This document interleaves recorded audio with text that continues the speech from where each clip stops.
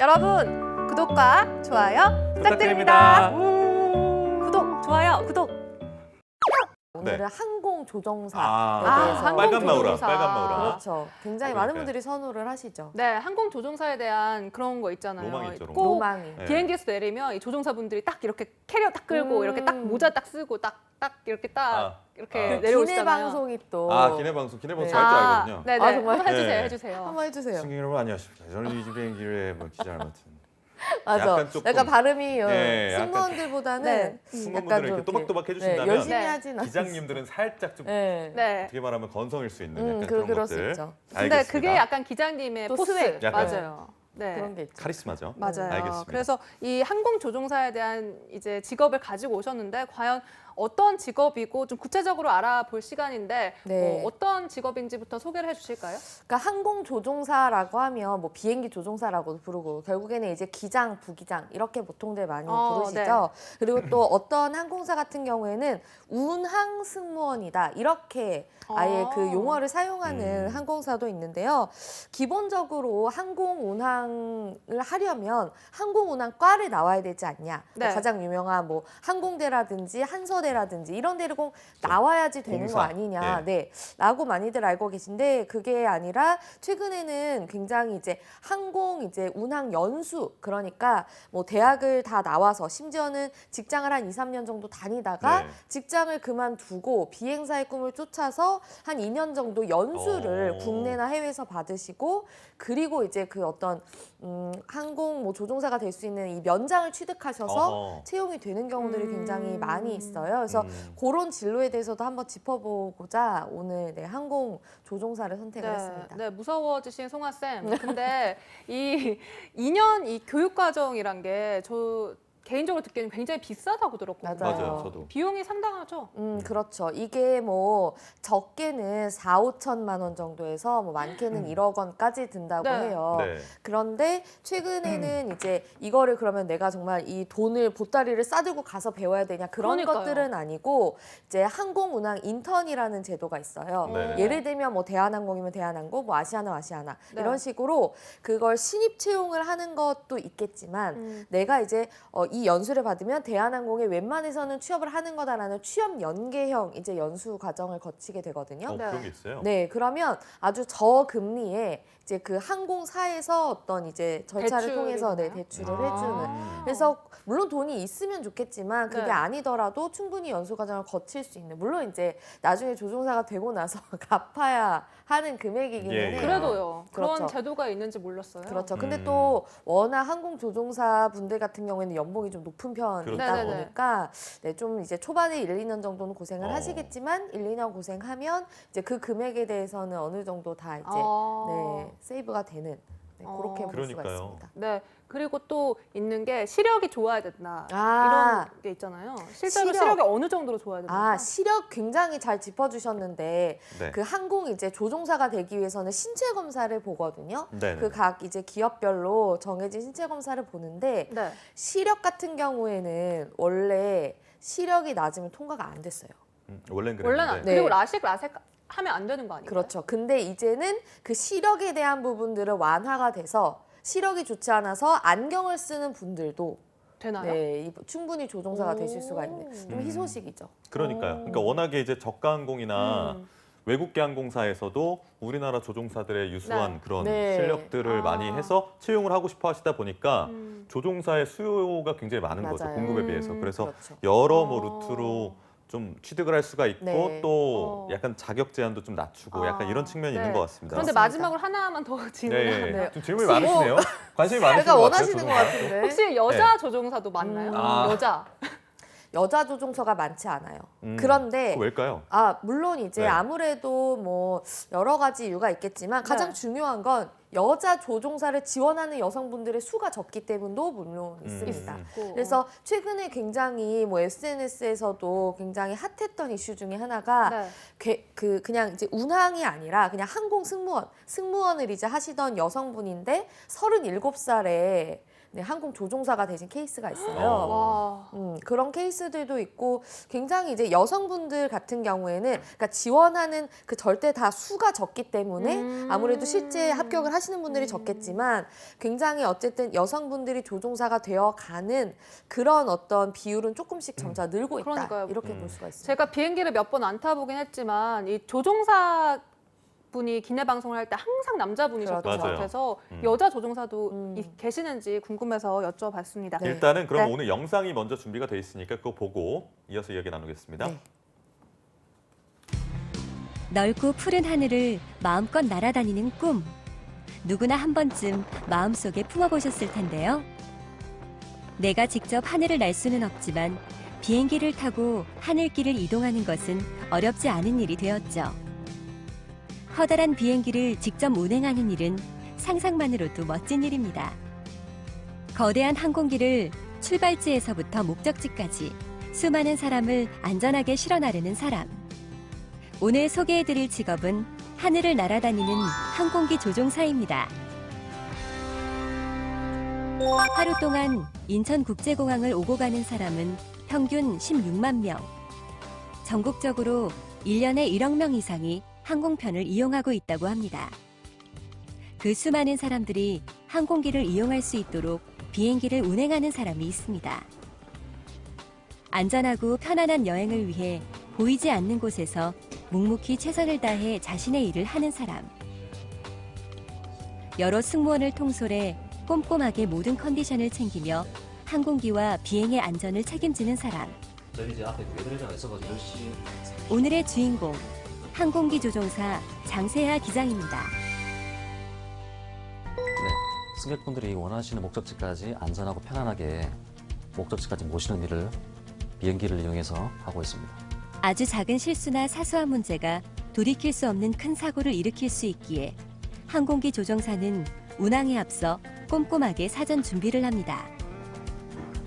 항공기에는 보통 기장과 부기장, 2명의 조종사가 탑승해 서로 협조하며 운항합니다. 이들은 하늘에서는 물론이고 지상에서부터 호흡을 맞추며 안전한 비행을 위해 함께 돕고 협력합니다. 네, 먼저 기상적인 부분은 항공기의 이륙과 착륙 그리고 운항하는 데 있어서 가장 중요한 요소이기 때문에 기상을 철저히 분석을 해서 비행을 어떻게 할 것인지에 대해서 연구를 하고 그리고 노탐이라는 것이 있습니다. 그 노탐이라는 것은 예를 들어서 그 공항에 어떠한 특이사항이 생겼을 때 발효가 되는 것이 있는데 그래서 그 기상과 노탐을 철저히 분석해서 안전한 비행을 할 수 있도록 철저히 연구를 하고 있습니다. 언제 어떤 돌발 상황이 생길지 알 수 없기에 항공기 조종사는 한순간도 긴장을 늦출 수 없습니다. 항공기 조종사의 집중력이 수백 명의 목숨을 좌우할 수도 있기 때문이죠. 네, 비행을 하면은 여러 가지 변수적 요소들이 상당히 많습니다. 비정상 상황 속에서 승객을 안전하게 착륙시켜야 된다는 부담감이 가장 힘든 점으로 다가오긴 하지만은 평소에 끊임없는 노력과 그리고 훈련을 통해서 안전하게 비행할 수 있도록 최선을 다하고 있습니다. 고된 일정을 무리 없이 소화하고 숙련된 감각을 잃지 않기 위해 항공기 조종사는 운항이 없을 때도 자신을 단련하고는 합니다. 베테랑 항공기 조종사도 복잡한 칵핏이 재현된 운항훈련 교육장에서 실전의 느낌으로 훈련을 하며 늘 긴장 상태를 유지하고 있죠. 네, 먼저 악기장이라든지 비정상 상황에서 부기장과 그리고 승무원들과의 규정과 절차에 각한 협조를 통해서 안전하게 착륙을 했을 때가 가장 보람이 됐었고 그리고 그런 상황 하에서 이제 착륙을 했을 때 승객분들이 무사히 착륙해서 감사하다고 이렇게 인사를 건넬 때가 가장 보람이 됐었습니다. 게임을 하는 걸까요? 실제 비행기를 운행하는 것 같은 시뮬레이션 수업을 통해 항공기 운항 교육을 하고 있는데요. 실제 모습과 비슷하게 재현되어서 마치 진짜 비행기를 운항하는 것 같은 생동감이 느껴집니다. 교육받는 학생의 진지한 눈빛을 보니 마치 벌써 항공기 조종사가 된 것 같이 보이네요. 진짜 비행기로 연습할 수 없을 때 이런 시뮬레이션을 통한 훈련을 한다면 실전 감각이 저절로 길러지겠죠? 아무래도 하늘을 난다라고 하는 부분은 뭐 누구나 다 동경을 했던 부분들이니까요. 근데 그거를 이제 실제로 꿈을 이루고자 해서 좀 나이가 드신 분들 중에서도 많이 도전을 하고 계시는 편이고, 현재 그런 수요들이 좀 있기 때문에 대학교 4년제 운항학과도 많이 생기고 있는 상황입니다. 객실을 재현한 교육장에서 실제 객실 상황을 가정해 훈련을 진행하기도 하고 위기 상황에 대처할 수 있도록 안전과 관련된 교육도 빠짐없이 진행됩니다. 일단 크게는 군 쪽으로 그 전투기 조종사 쪽으로 나가는 길이 있고요. 그 다음에 이제 저희처럼 민간 학생들을 키워내서 그 자격증을 준비하는 과정이 있는데, 기본적으로 군대로 이제 공군으로 전투기 조종사를 통해서 이제 민간 항공사로 진출을 하려면 군 복무 기간이 이제 있게 됩니다. 의무 복무 기간 15년 정도 진행을 하게 되고요. 그다음에 이제 민간 경력으로 진행을 할 경우에는 그 필수적인 자격 조건을 취득을 한 후에 그다음에 비행 시간을 맞춰서 이제 민항공사에 진행을 하게 됩니다. 미래의 항공기 조종사를 꿈꾸며 힘들지만 매 순간 수업에 열중합니다. 머지않아 창공을 누비며 승객들의 미소를 실어나르는 순간이 곧 찾아오겠죠? 배우면서 저는 기쁨도 느끼고 행복도 느끼고 열정이 더 생겨서 이 길이 나의 길이구나, 이게 내가 해야 될 일이구나 하게 되어서 이렇게 지금 배우고 있습니다. 지구촌이라고 불리는 건 굉장히 오래전부터 시작이 되어 왔잖아요. 그러다 보니까 점점 더 이제 세계는 좁아지고 그로 인해서 점점 더 항공 수요는 늘어나고 있는 실정인 건 사실입니다. 매 순간 승객의 안전을 위해 고민하는 항공기 조종사. 승객의 미소를 위해 오늘도 이륙을 준비하는 것이겠죠? 네, 항공기 조종사가 되는 길은 많습니다. 공군사관학교도 있을 수도 있고, 그리고 일반 대학교 항공운항학과도 있고, 그리고 민간 비행교육원도 있습니다. 그래서 만약에 준비를 하시다가 내가 생각했던 계획과 다르거나 잘 안 된다고 하더라도 조종사가 되는 길은 여러 가지가 있으니까 절대로 포기하지 마시고 그 꿈을 네, 항공 조종사에 대한 영상 함께 보고 오셨습니다. 어떤 업무를 하는지 구체적으로 이제 알아봐야 할 텐데요. 어떤 업무를 합니까? 제가 아까도 말씀드렸지만 그 조종사는 이제 그 각 회사마다 좀 부르는 그 명칭이 좀 다르긴 네. 한데요. 이제 뭐 이 운항 승무원, 그러니까 항공기 조종사 같은 경우에는 기본적으로 일단 잘 아시는 것들이 이제 조종이겠죠. 네. 그래서 이제 우리 비행기가 이륙할 때부터 착륙할 때까지 쭉 이제 조종을 하는 이제 건데, 기본적으로 이제 뭐 착륙, 그리고 운항, 그리고 이륙, 이 세 가지 경우가 아니더라도 그 이전에 사전 행위를 하는 것들이 굉장히 많이 있습니다. 네. 그러니까 비행기가 이제 출발하기 전에 이 출발지에서 도착지에 대한 분석을 하게 되는데, 이제 운항 관리사라고 하는 운항 경로를 이제 조종하시는 분들이 이제 항공 플랜을 쭉 짜시죠. 예를 들어서 뭐 연료는 어느 정도 채워 넣겠다. 뭐 예비 연료는 어느 정도로 하겠다. 뭐 어느 항로를 통해서 가시면 좋겠다. 뭐 비행 시간은 어느 정도 어떻게 걸린다. 뭐 이런 식으로 그런 것들을 짜는데, 거기에 대한 것들이 적합성을 이제 분석을 하게 됩니다. 그래서 항로상의 기상 위험, 그리고 특수적인 상황에 대한 대비, 이런 것들을 쭉 한다고 보시면 되겠고요.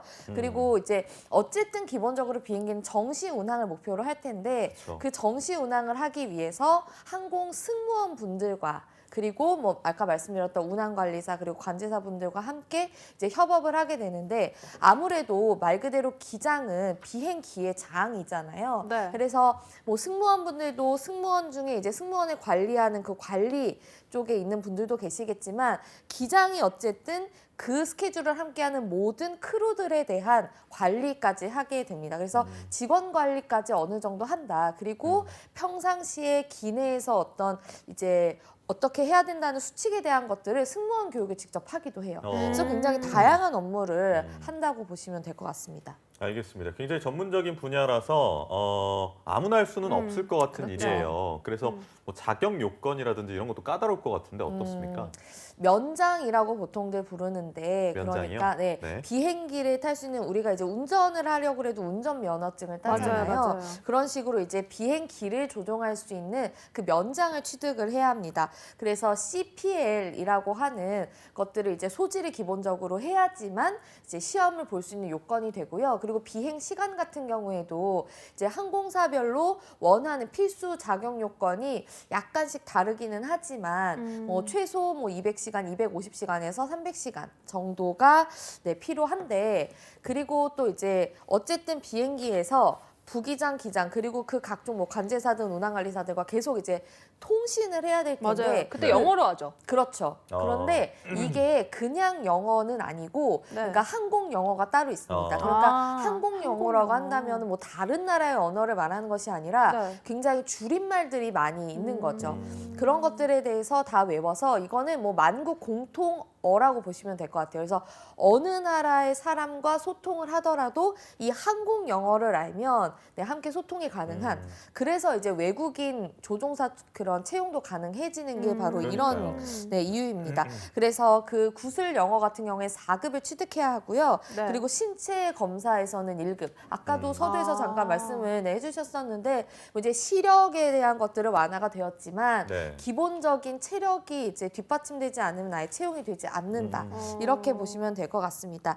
그래서 또 여기에서 끝이 아니고 이제 우대하는 조건들이 있어요. 예를 들어서 250시간 항공이 필수인데 뭐 300시간까지 항공을 이제 다 이제 운항을 해봤다라고 했을 때는 우대를 해준다든지 그리고 또 이게 비행기라는 게 말하자면 우리가 자동차를 타도 뭐 소나타랑 뭐 K5랑 다 다를 수가 있잖아요. 약간씩. 그렇죠. 네. 그런 것처럼 비행기도 그 뭐 A380 뭐 이런 식으로 그 항공 내가 직접 운항해봤던 비행기의 그 종류들이 있어요. 그래서 나는 예를 들어서 A380에 대해서 굉장히 전문성을 가졌다. A380 비행을 굉장히 많이 해봤다라고 이제 어떤 특정 비행 기종에 대해서 이제 내가 좀 이제 전문성을 갖췄다라고 했을 때 우대를 해준다든지 이런 것들이 또 다루 있습니다. 아니, 그런데 또 궁금한 게 조종사분들 시험 볼 때 네. 수영 실력도 보나요? 그렇죠. 이 수영 실력 같은 경우에는 뭐 기장, 그러니까 기장이 되고자 하는 항공 뭐 이제 조종사뿐만이 아니라 승무원분들도 그러니까 보거든요. 승무원분들 보잖아요. 네, 마찬가지로 이거는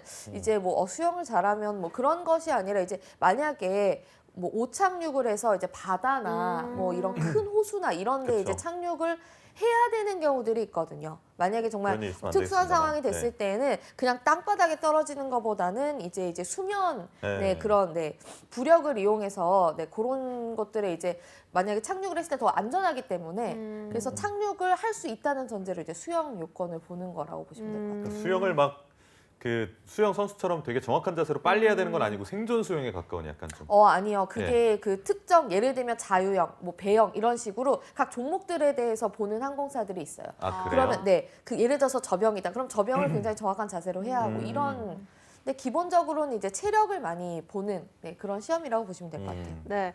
알겠습니다. 사실 체력적인 조건이 매우 중요할 것 같다라는 생각이 네. 들어서 아무래도 뭐 앞서 말씀드렸지만 여성 조종사보다는 남성 조종사분이 훨씬 많은 게 현실이고 그렇죠. 그렇기 때문에 이 갖춰야 할 역량이 어떤 것들이 있을지 궁금합니다. 근데 정말 이제 기본적으로 이 운항을 하는 데 있어서는 굉장히 많은 부서들과 이제 소통을 해요. 네. 네. 그렇기 때문에 많은 부서들에게서 오는 다양한 정보들을 조합해서 그러니까 약간 멀티태스킹이 가능해야 한다.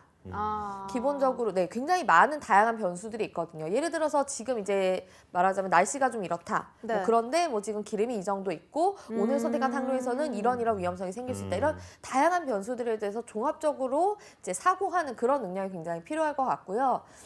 그 다음에 이제 또 아무래도 정말로 직접적으로 이제 항공기를 이제 조종을 해야 되기 때문에 공간 지각력 이런 것들이 평상시에 굉장히 필요할 것 같습니다. 그런데 이런 것들을 뭐 시뮬레이션을 한다든지 아니면 교육을 받는 그 과정 속에서 이제 평가를 받는 것이고 사실 이제 정말 직접적으로 면접에 가서 그런 것들을 좀 어필하기는 사실 어렵죠. 공간 지각력이 얼마나 있습니다. 이런 것들에 대한 어필이 어려울 텐데 그런 좀 인성적인 면에 있어서는 아무래도 책임감이라든지 책임감. 네, 그런 것들이 굉장히 일단 중요할 것 같아요. 실제로 실제로 이제 조종사분들의 인터뷰를 하는 것들을 들어봤을 때 네. 아, 이게 정말 운전도 처음에 이제 새 차 샀을 때는 정말 내가 안전운전하고 정말 이 차를 너무나 내가 잘 가꾸겠다 하겠지만 운전이 또 하다 보면 그냥 운전이거든요. 아니면 한 손으로 하게 되고 예, 예. 약간 핸드폰을 보면서 하게 되고 이런 어. 것들이 생길 수가 있잖아요. 송아 씨가 그러나 봐요. 아, 저는 아닌데 아. 어디서 그런다고 들었어요. 그러면 친구분이 네네. 네. 아, 농담이고 어쨌든 그런 안전 불감증이 만약에 생기게 되면 이건 정말 큰일이 날 수 있기 아니 근데 때문에. 조종사분도 그 기내 조종실에 핸드폰을 들고 갈 수 아, 있나요? 그런 건 아니죠. 이렇게 뭐 운전을 할 때처럼 아. 그런 건 아니겠지만 이제 어쨌든 뭐 그거는 제가 좀 이제 과장해서 드린 말씀이고 정말 이제 내가 이 운항을 정말 집중해서 하겠다라는 게 아. 아니라 이게 조금 이제 그만큼 매일매일 책임감이 루틴하게 필요하다. 네, 돌아가다 보니까 그냥 어제 하던 뭐 운항 오늘도 하는구나 이렇게 될 수가 있는데 그런 것들을 굉장히 지양해야 한다. 아. 네, 굉장히 스스로 그런 것에 대한 위험성을 많이 느끼고 있어야 된다라고 하시더라고요.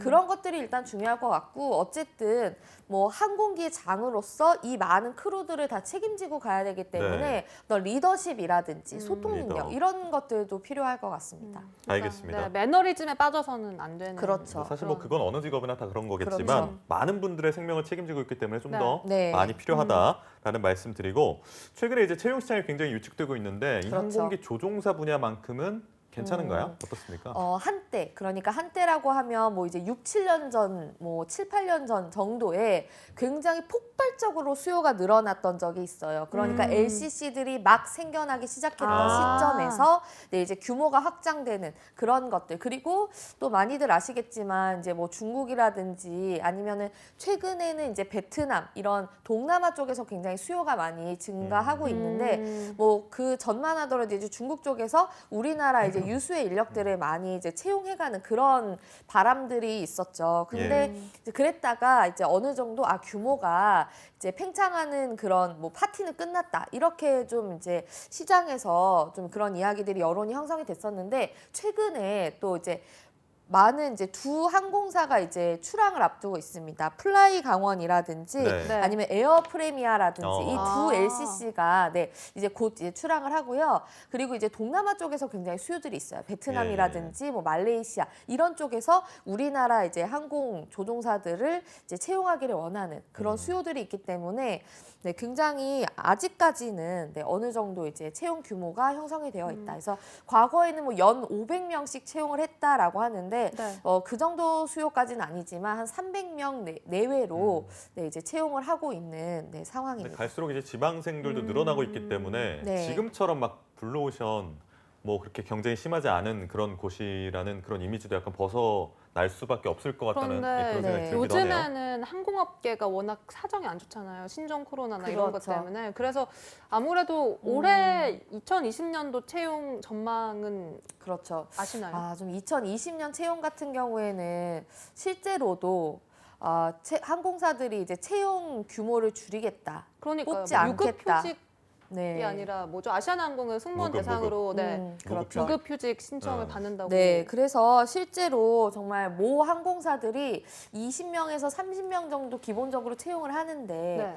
그 채용을 하지 않겠다라고 네, 공표를 하기도 했어요. 그래서 2020년 같은 경우에는 네, 정말 의도치 않게 예기치 않게 좀 채용 시장이 얼어붙지 않을까라고 생각이 드는데 뭐 이것도 사실은 일시적인 거죠. 지금 당장 채용을 앞두고 계신 그러니까 취업을 앞두고 계신 분들에게는 정말 뭐 하늘이 무너지는 소식이겠지만 정말 이 채용 시장 자체가 죽지는 않았다. 정말 내가 항공 조종사가 되고자 하시는 분들이라면 과감하게 도전해 보셔도 좋은 아직은 네. 그 정도의 수요는 있는 것 같습니다. 그렇습니다. 네. 아까 말씀하셨던 그 연수 과정 있잖아요. 그러니까 지원을 하면 네. 항공사에서 학비를 대주고 그걸 나중에 이제 입사해서 갚는 방식. 그걸 그렇죠. 이제 연수 과정 뭐 이런 걸로 표현하면 그렇죠. 좋을 것 같은데 이런 데도 합격을 해야 될 거 아니에요. 그렇죠. 어떤 준비를 해야 될까요?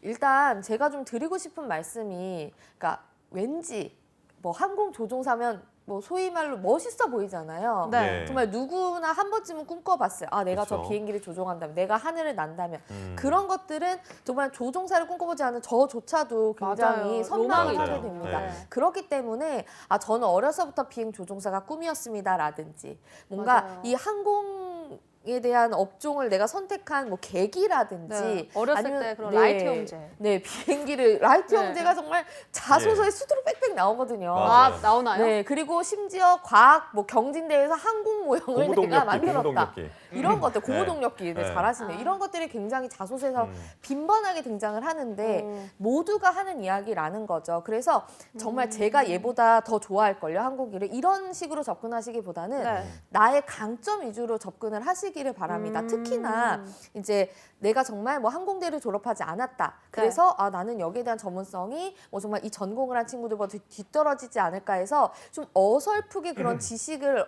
읊는다든지 이런 분들이 계신데 네. 그런 것보다는 오히려 만약에 직장 내에 경력이 있다든지 뭐 그 다른 뭐 경력들이 있으면 내가 얼마나 이 조직을 잘 운영을 해왔는가, 조직에서 예기치 못한 상황이 생겼을 때 그런 것들을 얼마나 잘 해결했는가, 이런 뭐 순발력이라든지 뭐 상황, 뭐 위기 대처 능력 이런 강점들을 위주로 어필을 하시기를 추천드립니다. 그래서 저는 정말 항공이 내가 이 비행을 하는 동안 이 비행 시간만큼은 내가 책임질 수가 있다라는 그런 신뢰성을 보여줄 수 있는 강점 위주로 어필을 하셔야 조금 더 이제 서류 통과라든지 면접에서 좀 합격에 더 가까워지지 않을까, 이런 좀 팁을 근데 드리고 싶습니다. 서류에서는 일단 대학생을 뽑아가는 경우에는 학점이 제일 중요하겠죠, 사실. 그렇죠. 아무래도 이제 학점 같은 네. 경우에는 신뢰도 측면에서 네.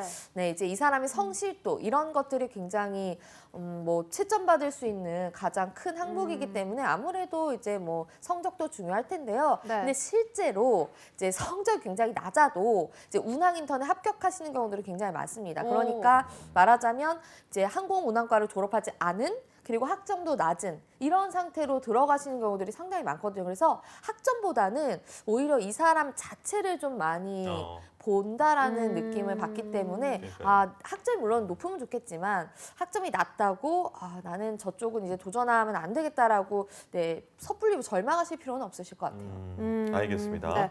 그럼 이제 마지막으로 오늘 취준생분들에게 이 항공 운전사, 조종사를 꿈꾸는 취준생들에게 항공조종사. 네. 한마디 해주신다면 어떤 말씀 해주시고 싶으세요? 만약에 내가 그러면 조금 더 합격률을 높일 수 있는 준비를 어떤 것들을 하면 좋을까라고 물어보신다면 네. 기본적으로 영어 실력일 것 같아요. 아, 영어 실력. 네, 그래서 아무래도 물론 항공 이제 언어가 따로 있지만 네. 워낙 이제 외국 이제 공항과 소통을 한다든지, 그러니까 내가 이제 곧 이륙을 한다, 내가 뭐 이런 착륙을 한다, 네. 이런 것들에 대해서 외국 공항들과 소통을 해야 되는 경우들도 굉장히 많기 때문에 맞아요. 영어 실력을 많이 관제탑. 쌓으시는 것, 네, 그렇죠. 관제탑과도 소통을 해야 되고 네. 이런 것들 때문에 영어 실력을 좀 쌓으시기를 추천을 드리고 싶습니다.